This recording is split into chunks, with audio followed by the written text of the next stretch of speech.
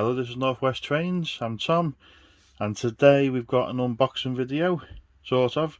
We've got two new additions to the narrow gauge line, and let's just take a quick look. So the first one being, we've got the Quarry Hunslets 040 tank with no cab, and this one is Alice in the red. Now, if you remember before Christmas, I got this one, Mart. So this is the cab version, so I wanted one of each. And I went for the red because the next loco, Bachmann, were very good, and they, to me, well, they were and they're not, because it's cost me an arm and a leg. But they've also brought out the mainline Hunslets as well.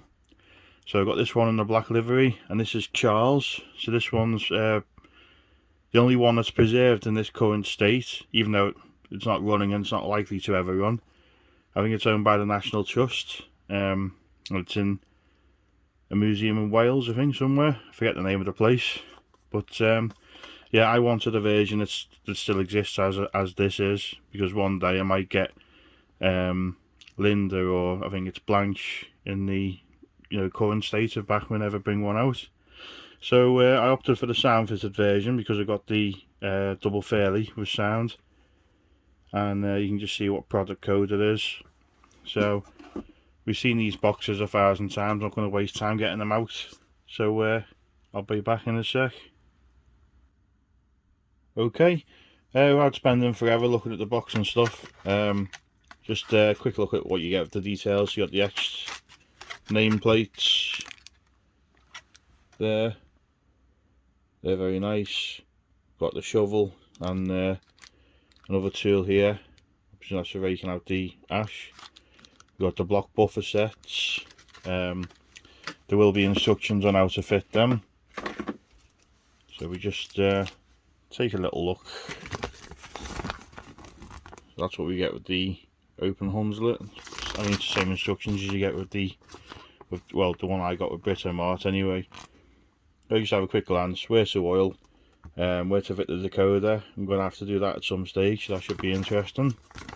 We've got another sheet of the warranty as well, as mentioned in previous videos. Right, so this is sort of the leaflet I think we want to be looking at. So we've got a sound fitted information sheet here. So this loco has a firebox glow as well, so it's amazing what you can fit into such a small loco. Right, so here's a list of sound functions. We'll have a look at them in a minute. What I'll have to do is, I'm going to run them on analog for now to give them a run in, and to obviously give this one a run. And then I'll take my non-DCC locos off and hopefully connect up the Prodigy and see what the sounds are like. So we can alter the couplings on this loco. So this is Charles, so that's interesting. What I've mentioned before is the couplers are never great for, like, if you want to do a shunting video or anything like that. So you got lubrication, pretty simple again. Firebox glow and flicker. So removing the body. So, and there's your decoder.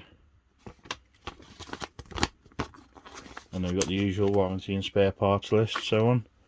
So let's just take a little look at Alice first. So I think I will get these DC fitted eventually, and what I will need to do is get some crew for this, because with no cab it looks like a ghost loco. It does look absolutely stunning, doesn't it? I mean, I was really happy with Mart, to be honest. It's hard trying to get it in focus, it's so small. But yeah, that is a stunning looking loco. Take a look at the front. I was thinking of getting the black one because it has slightly more detail to it, but I do really like this red livery. And I've seen a loco, not this exact one, but one similar to it at the Bala Lake Railway. So that's the reason why I went for. So I've basically got one of each colour. Look at that cab detail there, or just to say internal cab detail. Really stunning, lovely loco. So we're going to get that on the track now, and let's just see if it runs. Okay, we just switch the points, they're okay. Now the other one I had took a while for it to get going. See, that's sort of quarter speed. That's not too bad. I think what I'm going to have to do now, just stopped, is give it a good run, both directions. Well, it's actually connected up to some coaches, so I have to disconnect them. So yeah, I'm going to send it for a run now before we get Charles out and see what it's like.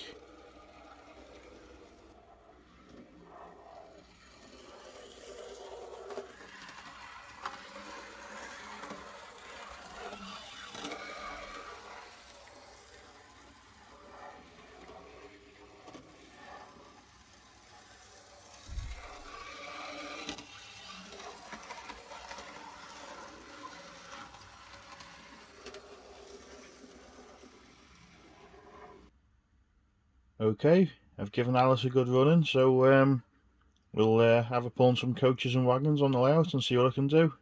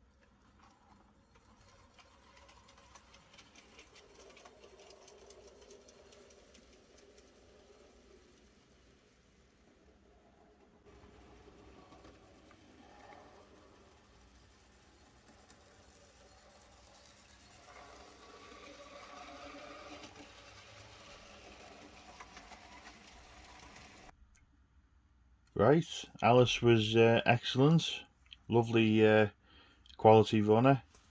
Now it's time to have a look at Charles here. Now I'm quite surprised how much bigger the loco actually is. And you've got the die-cast body. It's quite heavy as well, for considering how small this loco is. It's quite heavy. The couplers, all the drawbars. It's amazing that detail on this, it really is. And the paintwork, I mean, all these separate parts I think are plastic, as far as you can tell. But the paint is really nice, so coloured nice. Handrail, oops, well, that's a focus, aren't I? All these bars, handrails, even the rivets on the side of the loco here, they look really stunning. And you get the cab interior there. I mean, it's so small, this camera's having a hard time focusing on it. It's really good. How they fit a speaker and a sound decoder in this thing is amazing. I've heard a few people have done it with the Quarry Hunslets as well, so I'll have to have a look at that. I don't think I'll be able to do it myself, but you never know. So we've got a firebox glow in there somewhere. That's a really nice model, and it'd be really nice if the real thing could run one day as it is in its original condition. Right, so let's get Charles onto the track. We'll reposition the camera and we'll just see it moving off and stuff in analog, and then I'll see if we can switch to DCC and see the full sounds. Okay, give us a sec and we'll have it running. Okay, we've got Charles on the track now. Now I'm still sticking with analog for now because we've got the other locos on the track. So well, I'm just going to give it a running in on analog, and I should be able to connect up the DCC controller once I've removed the other locos. So on the gauge master controller, taking it up to 60 brings the sound on. Now if I slowly turn up to 70, 75 moves the loco forward.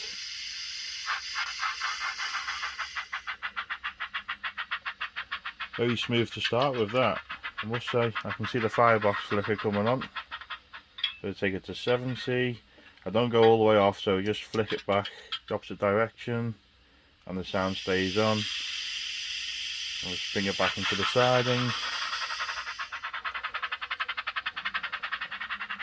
It does say you don't need any special running in, I don't think, with the sound fitted models. But I like to run them in anyway because I think the reliability I found with Britomart and even my double Fairley, the more you run them the better they get. So we'll send it around the track now and do a few little running shots of it, and then like I say we'll go through some of the sounds.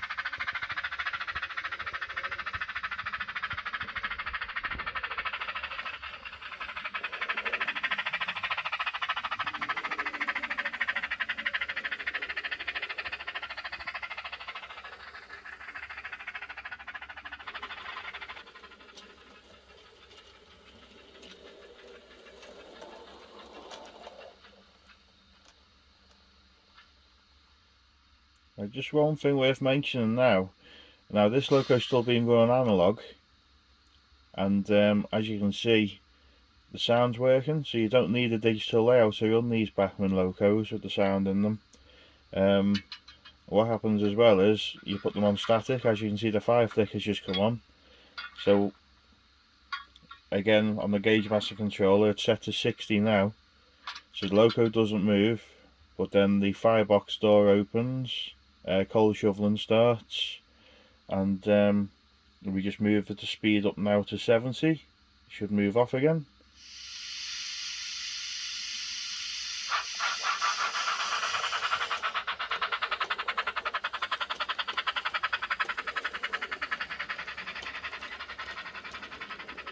So, and then you can turn on the sound off by going down to 0.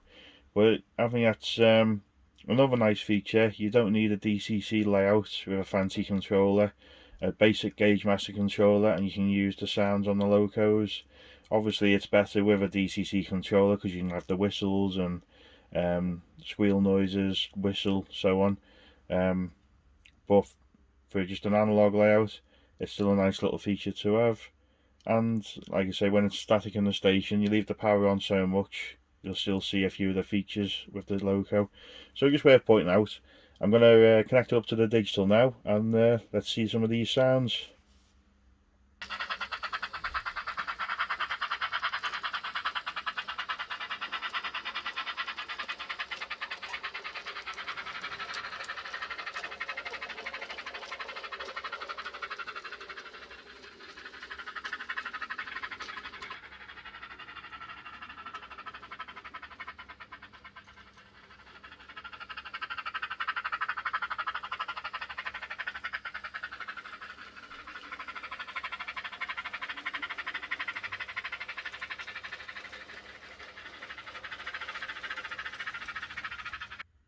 Okay, I've taken my non-DCC locos off the line, and we just quickly go through some of the sounds that we've got, in case you want to pause at any time. There we go. Right, so we'll start it up. Sound on number 1. And again, blown away by the size of this loco, how well it runs. The sounds, you know, it holds up well. I mean, if you've got a 00 gauge loco passing it with sound, you'd still hear the 009, so that's pretty impressive as well, the speaker in it. So number 2, brake. Number 3, cylinder drain cocks. Number 4, bell whistle. number 5 reverser, and then we've got 6 on and off firebox door open, so that'd be the firebox flicker. And as you can see, that's pretty bright as well, isn't it? Amazing that. Okay, so we got 7 coal shoveling. Oh, that's if you got 6 on as well. Let's just put that on. Again, I really need to get some cab crew for these, because I think that would just set them off nicely. Number 8 blower.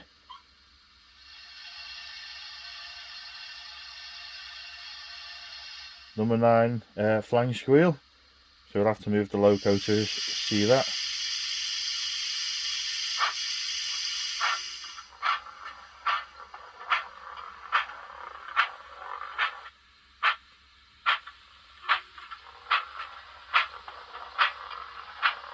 Again, that's quite a distinctive sound.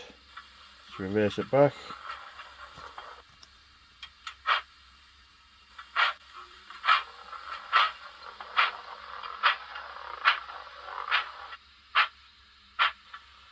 This is speed step 3, by the way. As you can see, it's going very slow.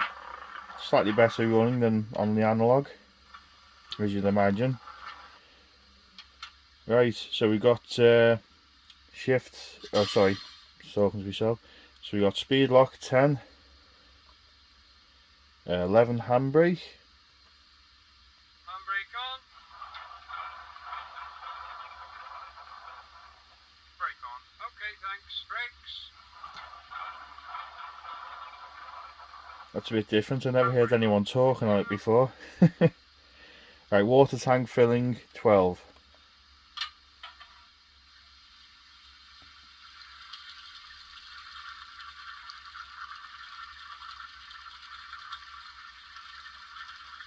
And let's just finish off here with guard's whistle 16. I don't want to go through all of them. I mean, that's a great that. Just turn the sound off. So, you know, I can't fault this model in any way. I'd say like Dapple's me sort of bad luck brand in 00, but in 009 and 00 at the moment, Bachmann I think are up there at the moment.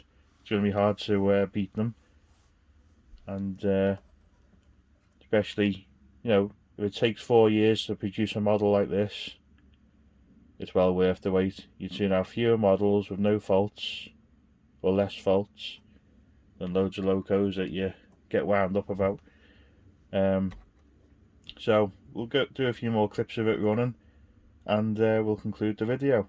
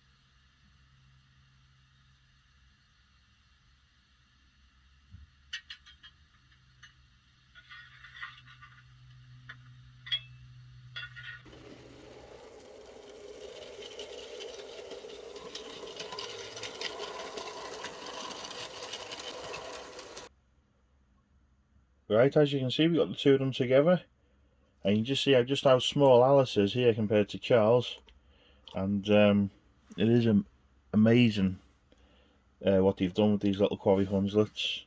Just the detail and the running quality of them, I think they're absolutely brilliant. I've been waiting a long time for these, as I mentioned before. Now I've got 2 of them, and then this one here, where Bachmann just seemed to spring out of nowhere after waiting 3 or 4 years for these to turn up.